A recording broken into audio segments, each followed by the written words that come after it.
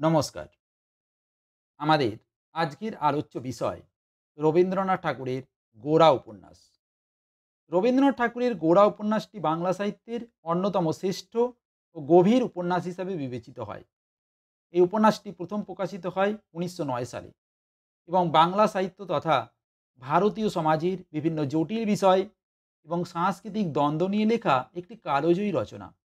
এটি শুধুমাত্র একটি কাহিনী নয়, বরং সমাজ, ধর্ম, জাতীয়তা এবং ব্যক্তি সত্তার গভীরতর দৃষ্টিভঙ্গি বহন করে। গোড়া উপন্যাসটি বাংলা উপন্যাসের এক অনন্য উদাহরণ, যা রবীন্দ্রনাথের সমাজ ভাবনা ও জীবন দর্শনকে তুলে ধরে। গোড়া উপন্যাসের প্রেক্ষাপট হল ঊনবিংশ শতকের শেষাংশের ব্রিটিশ শাসিত ভারতবর্ষ। এই সময়ে ভারতীয় সমাজে বিভিন্ন ধরনের সংস্কারমূলক আন্দোলন চলছিল। বিশেষ করে ব্রাহ্ম সমাজের প্রভাব, হিন্দু সমাজের রক্ষণশীলতা এবং সমাজের মধ্যে নানা ধরনের মতবাদ ও আন্দোলনের সংঘর্ষ হয়ে উঠে এসেছে এই উপন্যাসে। ব্রিটিশ শাসনের বিরোধিতা, জাতীয়তাবাদের উত্থান এবং হিন্দু মুসলিম ঐক্যের ধারণাও এই উপন্যাসের মূল ভাবনাগুলোর মধ্যে পড়ে। এবার দেখা যাক উপন্যাসের মূল কাহিনী। উপন্যাসের কেন্দ্রীয় চরিত্র গোরা একজন উচ্চশিক্ষিত এবং ধার্মিক যুবক। তার পিতা মহিম এবং মাতা আনন্দময়ী তাকে ব্রাহ্ম সমাজ থেকে দূরে রেখে এক হিন্দু রক্ষণশীল পরিবারে বড় করেন।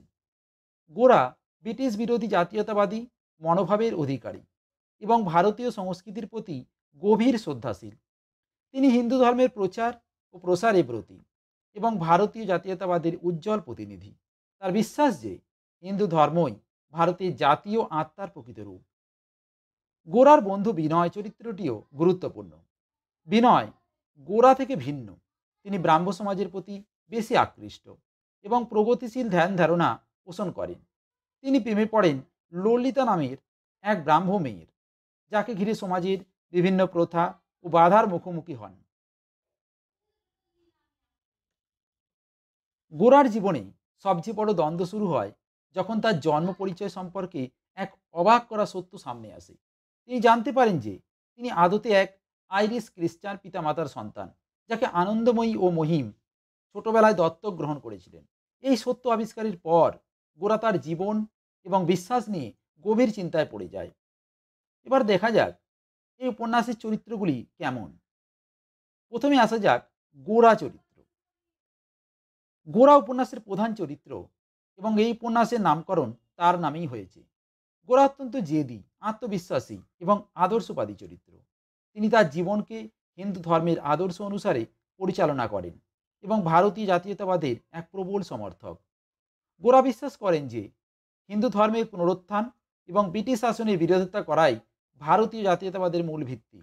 কিন্তু উপন্যাসের শেষে যখন তিনি জানতে পারেন যে তিনি আসলে খ্রিস্টান ধর্মাবলম্বী আইরিশ পিতামাতার সন্তান, তখন তার সমগ্র বিশ্বাসের ভিত্তি ভেঙে পড়ে।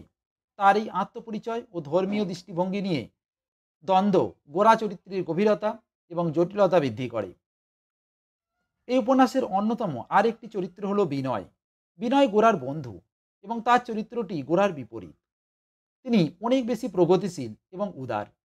ব্রাহ্ম সমাজের আদর্শ তাকে আকৃষ্ট করে এবং তিনি ব্যক্তিগত এবং সামাজিক স্বাধীনতার পক্ষপাতী। বিনয় এবং ললিতার প্রেমের সম্পর্কটি সমাজের প্রথা ও রক্ষণশীলতার বিরুদ্ধে এক ধরনের বিদ্রোহ হিসেবে উপস্থাপিত হয়েছে। বিনয়ের চরিত্রের মধ্যে দিয়ে রবীন্দ্রনাথ ঠাকুর এই প্রগতিশীল যুবকদের প্রতিনিধিত্ব করেছেন, যারা সমাজের পরিবর্তন এবং সংস্কারের জন্য কাজ করতে চায়। এই উপন্যাসের একটি অন্যতম নারী চরিত্র হলো আনন্দময়ী। আনন্দময়ী গোরার পালক মা। তিনি একজন মাতৃসুলভ, শান্ত এবং নিরপেক্ষ নারী চরিত্র। আনন্দময়ী কোনো ধর্মীয় বা সামাজিক প্রথার প্রতি অন্ধবিশ্বাসী নন, বরং মানবতার প্রতি তার গভীর শ্রদ্ধা এবং ভালোবাসা রয়েছে। তিনি গোরা এবং বিনয় উভয়ের ওপর তার মাতৃসুলভ স্নেহ বিতরণ করেন। আনন্দময়ী চরিত্রের মাধ্যমে রবীন্দ্রনাথ ঠাকুর মানবতা এবং সার্বজনীন ভালোবাসার আদর্শকে তুলে ধরেছেন। এই উপন্যাসের একটি অন্যতম নারী চরিত্র হলো ললিতা। ললিতা একজন স্বাধীনচেতা এবং সাহসী ব্রাহ্ম মেয়ে। সে সমাজের রীতিনীতি এবং প্রথার বিরুদ্ধাচারণ করতে দ্বিধাবোধ করেন না। বিনয়ের প্রতি তার ভালোবাসা এবং ব্রাহ্ম সমাজের প্রতি তার সমর্থন তাকে একটি সাহসী চরিত্রে পরিণত করেছে। তার মাধ্যমে রবীন্দ্রনাথ নারী স্বাধীনতার ধারণা এবং সামাজিক পরিবর্তনের বিষয়টি ফুটিয়ে তুলেছেন। এবার আসা যাক এই উপন্যাসের প্রধান বিষয়বস্তু নিয়ে। গোড়া উপন্যাসটি সমাজ, ধর্ম, জাতীয়তা এবং ব্যক্তি সত্তার মধ্যে থাকা দ্বন্দ্ব এবং প্রশ্নগুলো নিয়ে গড়ে উঠেছে।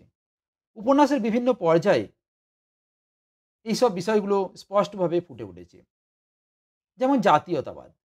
গোড়া উপন্যাসের মূল ভাবনাগুলোর মধ্যে জাতীয়তাবাদ অন্যতম। গোড়া ভারতীয় সংস্কৃতির প্রতি গভীর শ্রদ্ধাশীল এবং ব্রিটিশ শাসনের বিরোধিতা করে।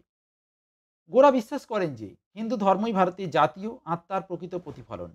কিন্তু উপন্যাসের শেষে যখন তিনি তার জন্ম পরিচয় সম্পর্কে জানতে পারেন, তখন তার এই জাতীয়তাবাদী ধ্যান ধারণা ভেঙে পড়ে এবং তিনি বুঝতে পারেন যে জাতীয়তা কেবলমাত্র ধর্ম বা জাতির মধ্যে সীমাবদ্ধ নয়, বরং এটি মানবতার সঙ্গে সম্পৃক্ত।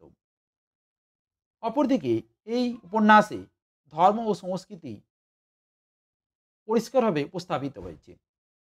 গোড়া উপন্যাসে ধর্ম ও সংস্কৃতির গুরুত্ব তুলে ধরা হয়েছে। গোড়া হিন্দু ধর্মের একনিষ্ঠ অনুসারী, যেখানে ব্রাহ্ম সমাজের উদার এবং প্রগতিশীল দৃষ্টিভঙ্গি বিনয়ের মধ্যে প্রতিফলিত হয়েছে। উপন্যাসের বিভিন্ন অংশে দেখা যায় কিভাবে সমাজের বিভিন্ন স্তরের মানুষের মধ্যে ধর্ম এবং সংস্কৃতি নিয়ে সংঘাত রয়েছে। গোরা তার নিজস্ব ধর্মকে ভারতের জন্য একমাত্র সঠিক সঠিক পথ হিসেবে বিবেচনা করেন, কিন্তু শেষে বুঝতে পারেন যে ধর্মের থেকেও বড় হলো মানবতা। এই উপন্যাসে আমরা ব্যক্তি সত্তার অনুসন্ধান খুঁজে পাই। গোড়া উপন্যাসে ব্যক্তি সত্তার একটি গুরুত্বপূর্ণ জিজ্ঞাসা দেখা যায়। গোড়া সারা জীবন ধরে নিজেকে এক জাতীয়তাবাদী এবং ধর্মীয় যোদ্ধা হিসেবে দেখতে অভ্যস্ত ছিলেন, কিন্তু যখন তিনি জানতে পারেন যে তিনি আদতে হিন্দু নন, তখন তার গোটা জীবন দর্শন ভেঙে পড়ে। এই আত্মপরিচয়ের সংকট এবং নিজের সত্তা পুনের অন্বেষণ গোড়া উপন্যাসের অন্যতম প্রধান থিম। এই উপন্যাসে ধরা পড়েছে মানবতা ও সার্বজনীন ভালোবাসা। গোড়া উপন্যাসে রবীন্দ্রনাথ ঠাকুরের দর্শন এবং বিশ্বাস স্পষ্টভাবে প্রতিফলিত হয়েছে। তিনি দেখিয়েছেন যে মানবতা ধর্ম, জাতীয়তা এবং সমাজের চেয়ে বড়।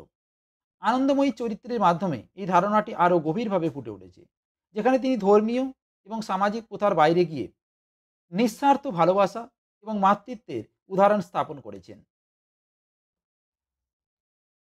রবীন্দ্রনাথ ঠাকুরের ভাষাশৈলী এবং বর্ণনাশক্তি গোটা উপন্যাসে বিশেষভাবে লক্ষণীয়। উপন্যাসটির ভাষা সহজ হলেও এর মধ্যে রয়েছে গভীরতা এবং দার্শনিকতা। রবীন্দ্রনাথের বর্ণনার প্রকৃতি, সমাজ এবং মানুষের মনস্তাত্ত্বিক জগৎ একসঙ্গে মিশে গিয়ে এক সমন্বিত চিত্র সৃষ্টি করেছে। তার প্রতিটি চরিত্রই জীবন্ত এবং বাস্তবসম্মত, যা উপন্যাসটিকে পাঠকের কাছে আরও গ্রহণযোগ্য করে তোলে। সবশেষে বলা যায়, গোড়া উপন্যাসের সমাপ্তি অত্যন্ত ভাবগম্ভীর। গোড়ার আত্মপরিচয় সংকট এবং তার নতুন উপলব্ধি তাকে একটি নতুন পথে নিয়ে যায়। শেষ পর্যন্ত তিনি বুঝতে পারেন যে ধর্ম, জাতীয়তা এবং সমাজের প্রথার বাইরে গিয়ে মানবতা। ধন্যবাদ।